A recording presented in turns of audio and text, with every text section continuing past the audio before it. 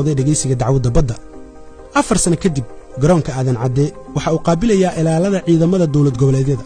waxaana xerada xalane lagu heshiisiinayaa madaxda goboleedyada Soomaaliya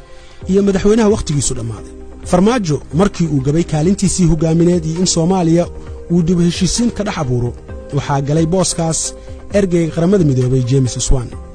waxa uu tagay bil gudahood Baydhabo Dhuusamareeb Garoowe Jowhar iyo Kismaayo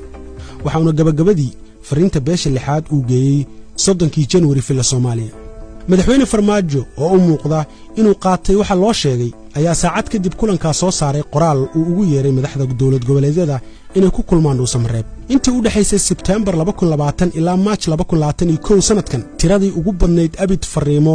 qaar ay u muuqdaan amar ayaa waxa daabacay safiiro ay horkacayaan Yamamoto iyo James Swan fariimahan ayaa ku wajahnaa madaxda Soomaalida oo farmaajo hormuudka u yahay waxa la idinku boorinayaa waqti baa idinku socda waa inaad isu timaadaan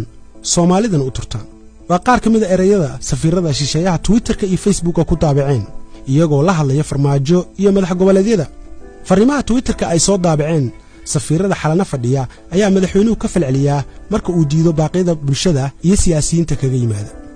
siyaasadda madaxweyne farmaajo ee ku salaysneed nabadoonnimada waxa laga dareemay Ethiopia iyo Eritrea balse gudaha waxa uu ahaa matanaasulo ka gudbi waayay gobolka Gado Soomaaliya waxa ay kaga gudbi kartaa baahida shisheeyaha sokeeyaha inay heshiiyaan oo ay ogolaadaan siyaasadeena arrimaha gudaha oo xumaatay ayaa keento fargelinta teeda qalloocan inay noo timaado mas'uuliyadda madaxda dalka ay ku dhacay inay dalka isku hayso dadka siyaasadda ku jira isku hayso